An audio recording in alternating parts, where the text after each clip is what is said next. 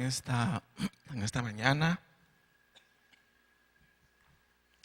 Nuestro agradecimiento por la vida de todos aquellos que colaboraron, que participaron activamente en la vía dolorosa. Tanto aquellos que estuvieron en escena como aquellos que estuvieron detrás de escena y no se dieron a conocer, pero que estuvieron en una labor bastante fluida el día domingo, colaborando pues con todos los actores. Si hay personas acá que colaboraron en la vía dolorosa, yo voy a suplicarles que se pongan de pie. Nos gustaría ubicarlos. ¿Cuántos participaron en la vía dolorosa?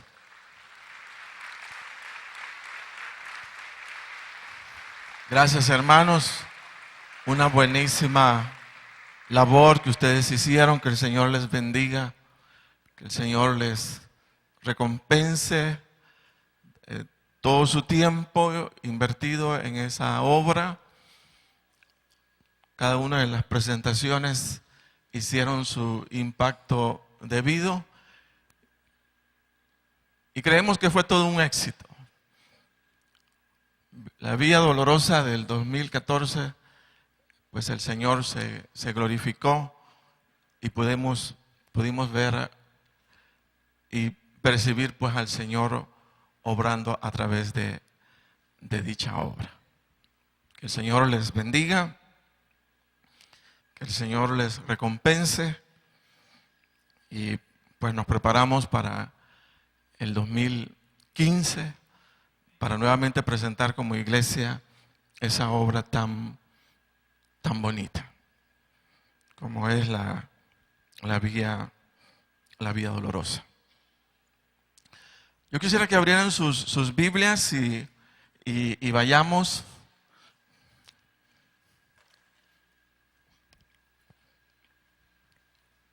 a Romanos capítulo 14, versículo 8.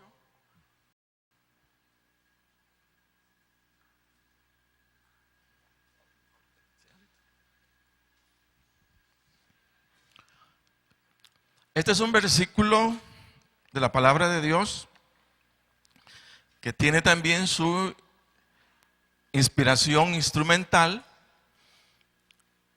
y que lo estamos cantando, aun cuando no continuamente, porque comúnmente el coro es cantado más que todo en velorios o en funerales.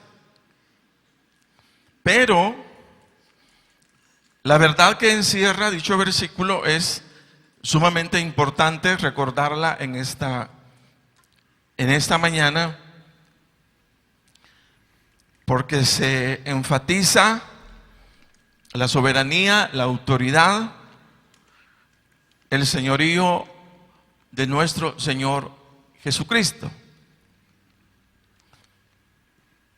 Por eso me gustaría no solamente que lo leyéramos, sino que también lo cantáramos, así como estamos todos. Al oírlo o al leerlo, pues usted creo que se ubica fácilmente en cómo es el contenido de este canto que los hermanos nos van a ayudar a cantar.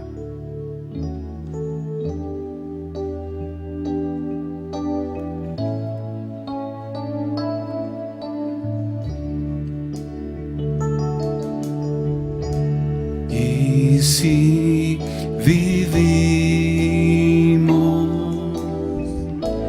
para Él vivimos. Y si morimos, para Él morimos. Sea que vivamos o que muramos,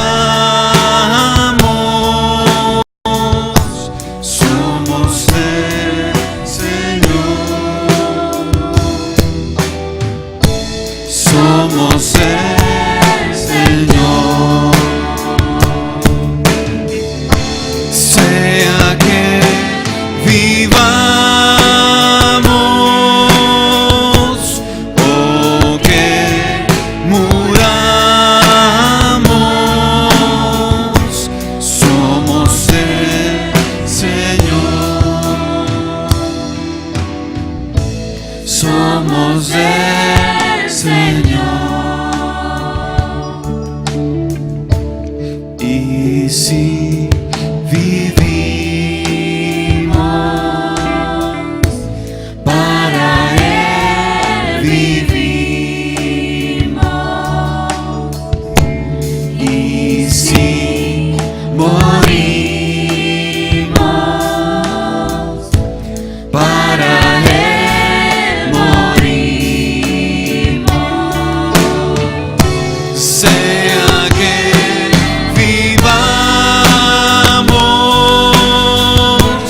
o que muramos, somos del Señor, somos del Señor, sea que vivamos o que muramos, somos del Señor, somos del Señor.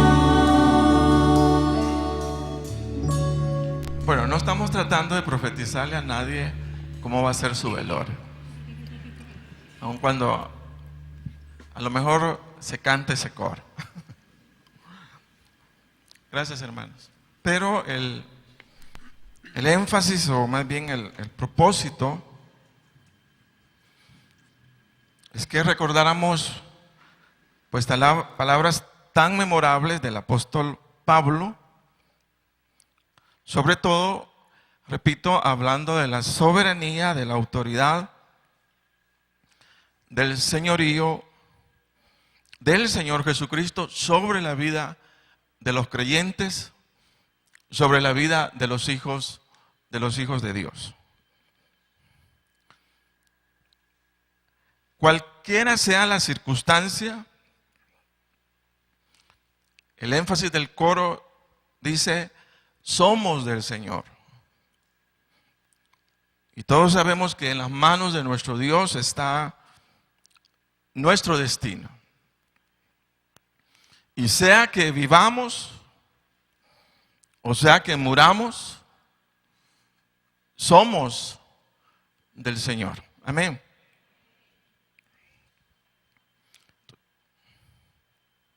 Ahora,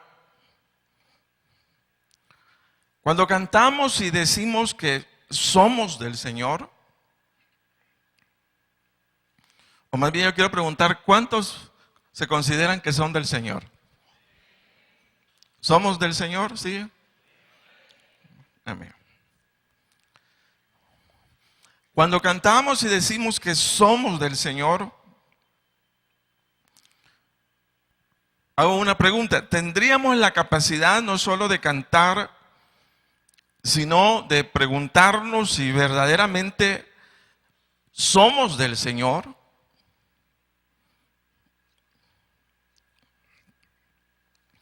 Si verdaderamente consideramos al Señor como dueño de nuestra vida. ¿Es dueño el Señor de nuestra vida?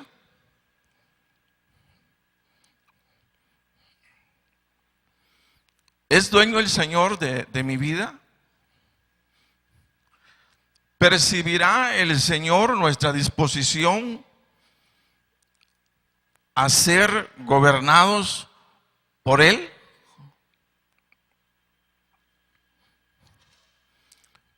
Porque eso es lo que estamos diciendo cuando decimos que somos del Señor. Le atribuimos al Señor propiedad sobre nuestra vida. Y decimos: yo soy del Señor. Él es mi dueño. ¿Quién es un dueño? Un dueño es aquel que tiene la capacidad de decidir lo que crea conveniente sobre aquello que considera de su propiedad.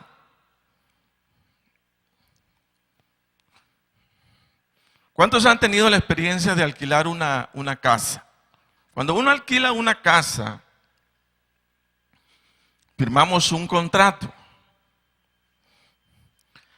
Y entre algunas cosas, el contrato dice lo siguiente, dice, no puede hacerle mejoras al bien sin el consentimiento de su dueño. Los abogados me ayudan. Queda prohibido, dice en el contrato, colocar clavos que arruinen el buen estado de las paredes. El bien no podrá ser habitado por personas distintas a quienes ejecutan este contrato. Usted no puede volverla a alquilar a nadie. Entonces, la potestad del bien queda sujeta a quien la ley considera su dueño. Entonces, quien pone todas las regulaciones a la casa que vamos a habitar es el dueño. Entonces uno llega a la casa y dice, se queda con el clavo, no puedo poner clavos. Ah, no, que esta pared yo la quiero botar. No puede botar la pared. Entonces usted dice, cuando yo sea dueño, yo voy a hacer todo lo que quiera en mi casa. Entonces lo que estamos diciendo es que el dueño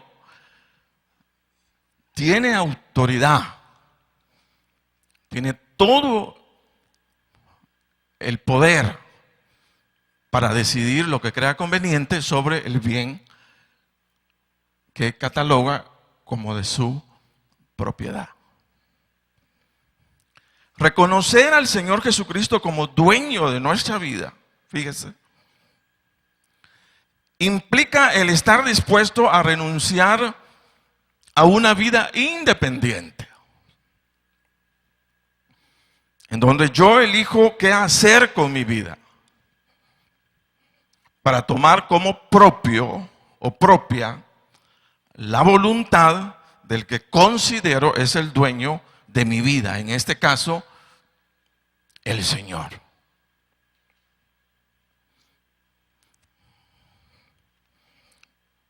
La decisión de optar por una vida de obediencia al Señor no es una opción en la vida del creyente, sino es la única elección por la cual quedo enlazado o conectado al señorío del Señor Jesucristo. Fíjese que el Señor Jesucristo cuestionó la vida de todos aquellos que le seguían y que aun cuando confesaban que Él era el Señor, con sus acciones dice que no se conectaban con su señorío, porque no hacían lo que el Señor demandaba, sino lo que ellos querían. Y en cierta oportunidad el Señor dijo lo siguiente: no todo el que me dice Señor, Señor entrará en el reino de los cielos, sino el que hace la voluntad de mi Padre que está en los cielos. Entonces la marca del que reconoce el señorío del Señor Jesucristo, así como nosotros reconocemos a una persona que anda en Mara por sus marcas, la marca del que reconoce el señorío del Señor Jesucristo es la obediencia. Aquel que ha decidido vivir sujeto a la voluntad de su Señor. A estos es que la palabra de Dios llama siervos. A aquellos que han renunciado a vivir para su propia satisfacción, para su propio gusto, y han decidido vivir para satisfacer a su Señor. La vida de un siervo no es su propia realización, no es su felicidad personal, sino el cumplir los planes de su Señor el ver satisfecho a su Señor por el servicio que le es ofrecido. Esto de ser siervo, Jesucristo, el Señor Jesucristo habló en una parábola para hacernos entender mejor cómo es la actitud, cómo es la postura de un siervo. Yo quiero que vaya a Lucas capítulo 17, versículo 7. Y usted va a leer allí una parábola que nos va a ayudar a entender cómo es la actitud de un siervo, la vida de un siervo. Y dice en Lucas 17, 7, ¿quién de vosotros, teniendo un siervo que ara o apacienta ganado, al volver él del campo, luego dice, pasa, siéntate a la mesa? ¿No le dice más bien, prepárame la cena, cíñete y sírveme hasta que yo haya comido y bebido, y después de esto come y bebe? ¿Acaso da gracias al siervo porque hizo lo que se le había mandado? Dice, pienso que no. Así también vosotros, cuando hayáis hecho todo lo que os ha sido ordenado, decid, siervos inútiles somos, pues lo que debimos hacer, hicimos. Yo veo tres aspectos importantes a resaltar de esta parábola en relación a lo que es el siervo. Número 1. Dice, el siervo no tiene derecho a su descanso cuando el amo necesita ser atendido.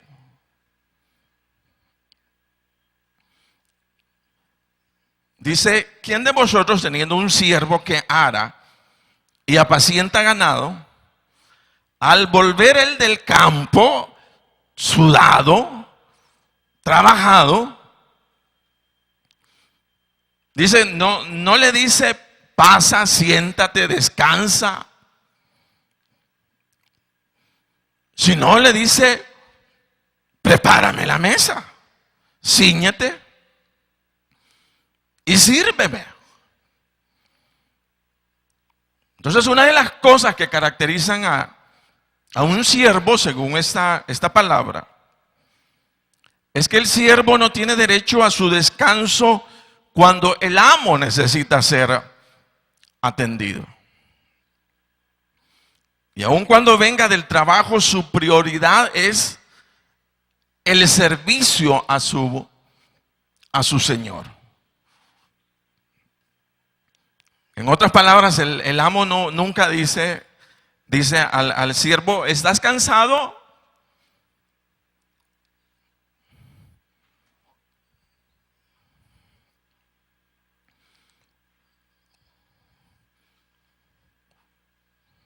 Si no, dice, necesito me sirvas.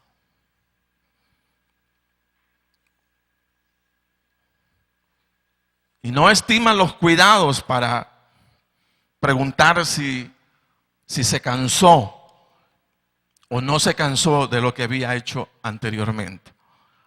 El amo necesita ser atendido. Número 2, el siervo primero satisface las necesidades del amo. Y cuando éstas están satisfechas, entonces se satisface él. Oiga lo que dice, no le dice más bien, prepárame la cena, cíñete y sírveme hasta que el amo, yo haya comido y bebido. Y cuando yo haya comido y bebido, después de esto, come y bebe tú. Entonces el siervo primero satisface las necesidades del amo. Y cuando éstas están satisfechas, entonces él se puede satisfacer a sí mismo.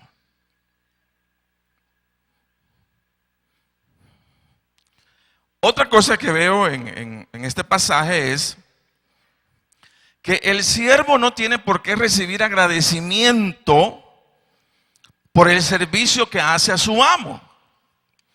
Y la pregunta es, ¿por qué? Y la respuesta es, bueno, porque el servicio para el siervo no es una opción, sino es una obligación. Entonces no está obligado el amo a decirle gracias, porque más bien lo que el siervo hace, haciendo lo que tiene que hacer, es su obligación. Es como en la oficina. Si usted contrata a alguien para esto, para lo otro, para aquí, para allá, pues uno por amabilidad sabe que tiene que decir gracias, pero si no dijera gracias,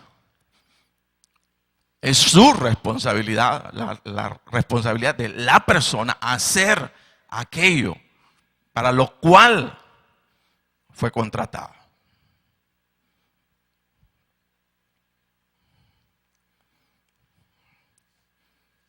Entonces ahí hay tres cosas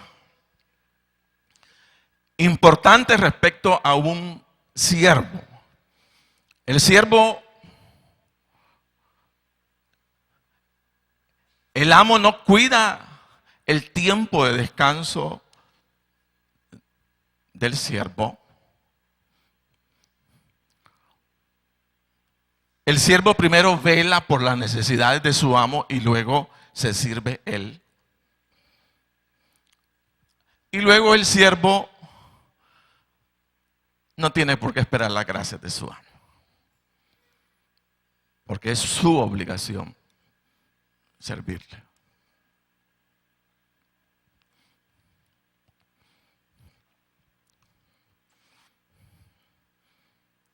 La pregunta entonces que todo cristiano debemos hacernos es, ¿soy yo un siervo de Dios?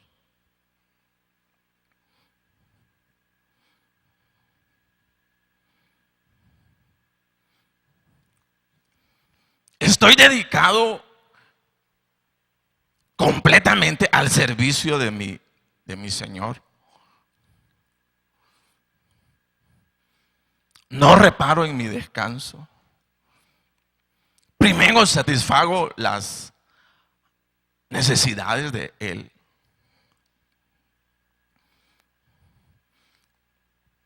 Y no estoy esperando que me bendiga. Porque mi obligación como siervo es servirle al Señor.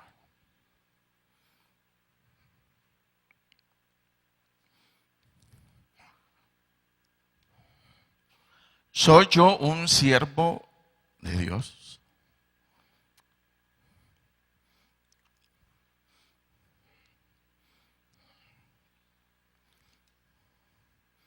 Primero hago lo que se me encomienda y luego voy a mi casa, como cuando ya le he dado de comer a mi amo.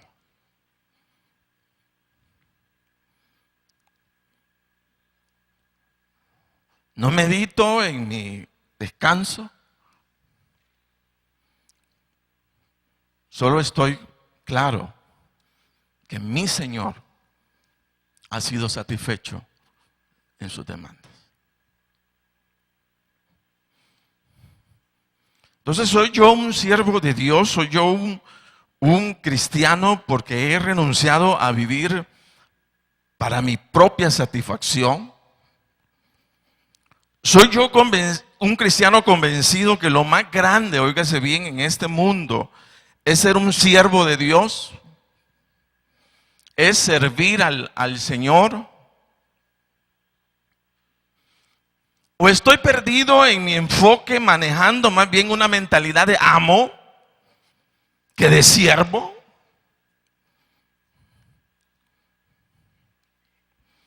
¿Estoy esperando más bien ser servido por el Señor que servir al Señor? ¿Cuál es mi mentalidad? O sea, ¿bajo qué mentalidad me estoy moviendo? ¿Bajo la mentalidad de amo o bajo una mentalidad de siervo?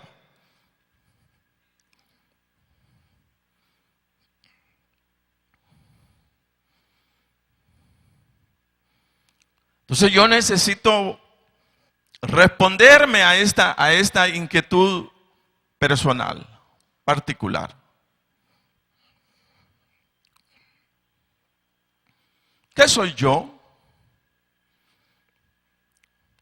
respecto al Señor? ¿El amo o el siervo?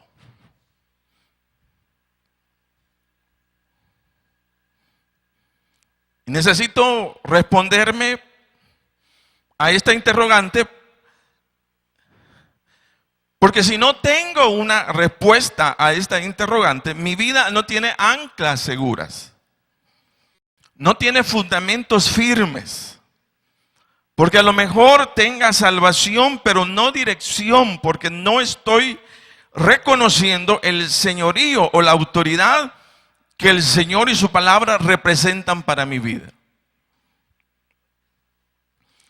¿Me considero salvo? Sí, pero no tengo dirección.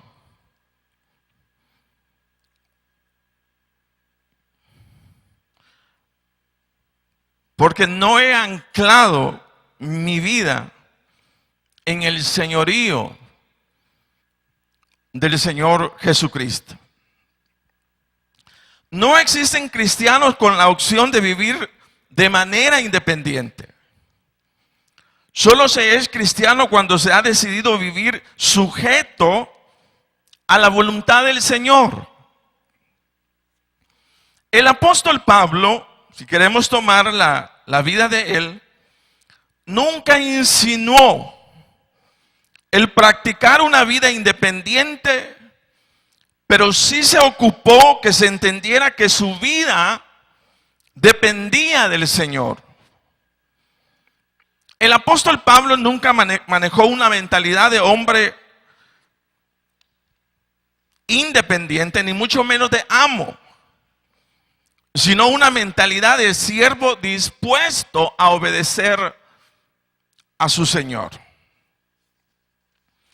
Y en las epístolas del apóstol Pablo, si queremos recorrer algunos versículos, vamos a descubrir cómo se estimaba Pablo a sí mismo. Y ahí en Romanos capítulo 1, versículo 1, si ustedes lo leen conmigo, dice lo siguiente. Dice: Pablo, siervo de Jesucristo. ¿Cómo decía Pablo de sí mismo? Siervo de Jesucristo, llamado, dice, a ser apóstol, apartado para el evangelio de Dios.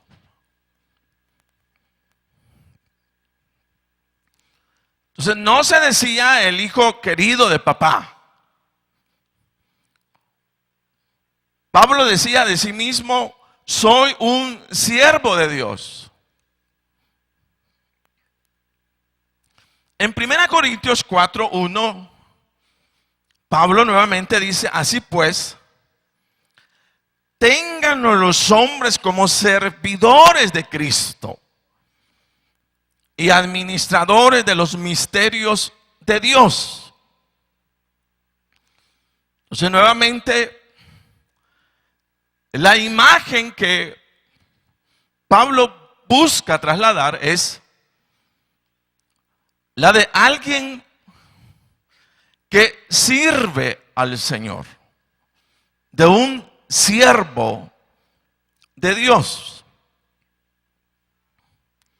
En 1 Corintios 6:20, Pablo también decía, porque habéis sido comprados por precio. Glorificad pues a Dios en vuestro cuerpo y en vuestro espíritu, los cuales son de Dios. Entonces la pregunta es, ¿de quién es mi espíritu? Del Señor. ¿De quién es mi cuerpo? Del Señor. Él es el dueño. Él es el propietario. El que tiene derechos legales, fíjese, sobre nuestro espíritu y sobre nuestro cuerpo. En 1 Corintios 7:23, nuevamente el apóstol Pablo dice, porque por precio fuisteis comprados. No os hagáis, dice, esclavos de los hombres. También en Hechos capítulo 20, versículo 24, la palabra dice, pero de ninguna cosa hago caso, ni estimo preciosa mi vida para mí mismo, con tal que acabe mi carrera con gozo y el testimonio que recibí del Señor Jesús, para dar testimonio del evangelio de la gracia de Dios. Entonces ahí está la imagen del apóstol Pablo, muy clara respecto a sí mismo en relación a su dependencia del Señor. Repito, Pablo no se describe a sí mismo como el hijo bonito de su papá, sino siempre está diciendo siervo, servidor, he sido comprado, no soy dueño, en otras palabras, de mí mismo, sino el Señor es mi dueño. Y luego lo vemos dedicado en toda su vida, no a su realización personal, no a la búsqueda de su felicidad, sino a completar el ministerio que su amo le había encomendado.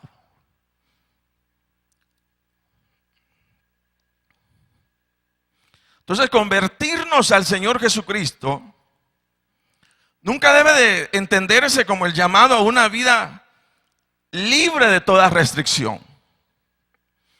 El llamado a una vida lista para gozar de todos los beneficios de Dios. Olvidando que el reconocimiento del Señor Jesucristo nos hace adoptar una postura, óigase bien, de siervos y hasta esclavos, como decía Pablo, en donde todos los derechos de nuestra vida están siendo endosados o cedidos a favor del Señor. Mire, ningún cristiano es dueño de su vida. Ningún cristiano es dueño de sus habilidades, dones o talentos. Ningún cristiano es dueño de su tiempo. Ningún cristiano es dueño de la familia que tiene. Ningún cristiano es dueño de su cuerpo. Ningún cristiano es dueño de su inteligencia o capacidad mental. Ningún cristiano es dueño de su vista, de su boca, de sus ojos. Ningún cristiano es dueño de los recursos materiales que tiene. Cuando nos convertimos a la fe cristiana y reconociendo al Señor Jesucristo como nuestro Señor, todos nuestros derechos le fueron trasladados al Señor. Y nuestro rol quedó marcado como la de un siervo y hasta como un esclavo delante del Señor Jesucristo y no como un amo. No somos amos, sino somos siervos. Diga conmigo, somos siervos del Señor. Nuevamente diga conmigo, somos siervos. No somos amos, sino siervos. En Romanos 6:16, la palabra dice: ¿no sabéis que si os sometéis a alguien como esclavo para obedecerle, sois esclavos de a quien obedecéis? Sea del pecado para muerte o sea de la obediencia para la justicia. Pero gracias a Dios que aunque erais esclavos del pecado, habéis obedecido de corazón a aquella forma de doctrina a la cual fuisteis entregados. Y libertados del pecado, vinisteis a ser siervos de la justicia. Entonces, viviendo de manera independiente, en ningún momento podríamos considerarnos libres. Porque si a quien obedecíamos era al pecado o la muerte, esto solo nos hacía esclavos de ellos. Pero obedeciendo al Señor y libres del pecado, dice la palabra, ahora somos siervos de la justicia, servidores de la justicia. Entonces nuevamente viene la pregunta: ¿cómo me considero a mí mismo?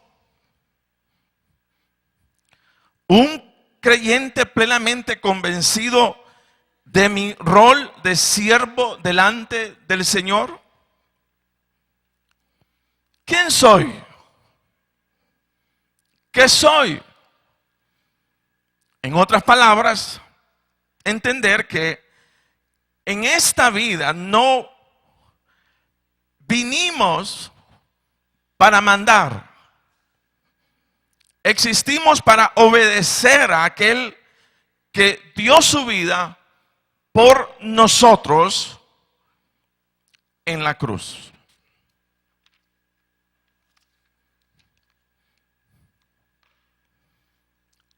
¿Qué nos toca en esta vida? Obedecer. Ahora, en nuestra calidad de siervo delante del Señor, el Señor, fíjese, no nos deja sin dirección. No nos deja especulando de la vida, sino a través de su palabra nos instruye para que sepamos cómo debemos actuar, cómo debemos comportarnos, cualquiera sea el área de la vida que nos toque vivir. Y en la palabra de Dios somos instruidos en cómo comportarnos con la familia, en cómo comportarnos en el trabajo, en cómo comportarnos socialmente, en cómo comportarnos en la iglesia, en cómo comportarnos en el negocio. Y nos corresponde como siervos obedecer el patrón determinado por nuestro amo y por nuestro Señor. Entonces viene nuevamente la interrogante: ¿y en el negocio yo hago las cosas como el Señor me las manda?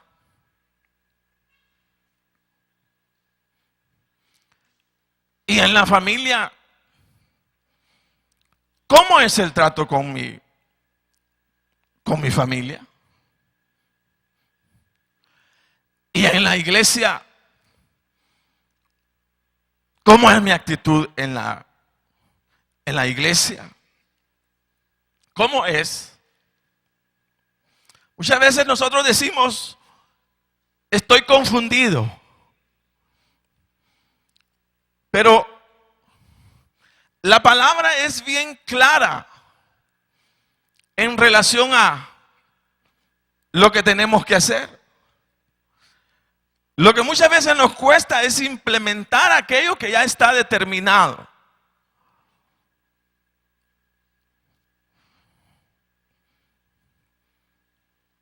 Nos cuesta muchísimo. Y a lo mejor alguno se diga para sí mismo, ¿y por qué tenemos que hacer las cosas como dice el Señor? Y la respuesta es porque somos siervos. Y Él es nuestro amo, simplemente.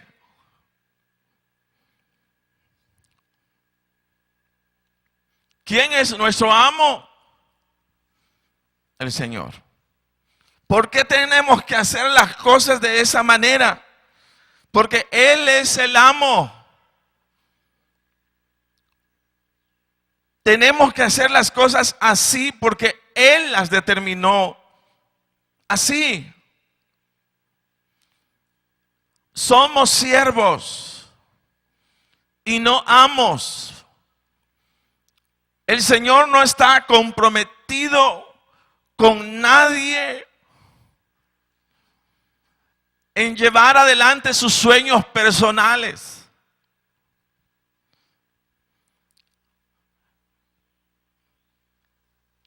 El Señor lo que busca es siervos que corran con sus planes de bendición, que corran con sus planes de salvación, personas dispuestas a llevar el mensaje del Señor Jesucristo a todo lugar.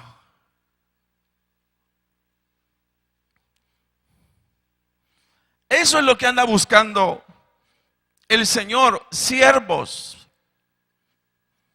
siervos, siervos. Diga conmigo siervos, siervos del Señor. Diga conmigo siervos. Vuelva a decir conmigo siervos. Somos siervos y no amos. Somos siervos y no amos. Somos siervos y no amos. Póngase de pie.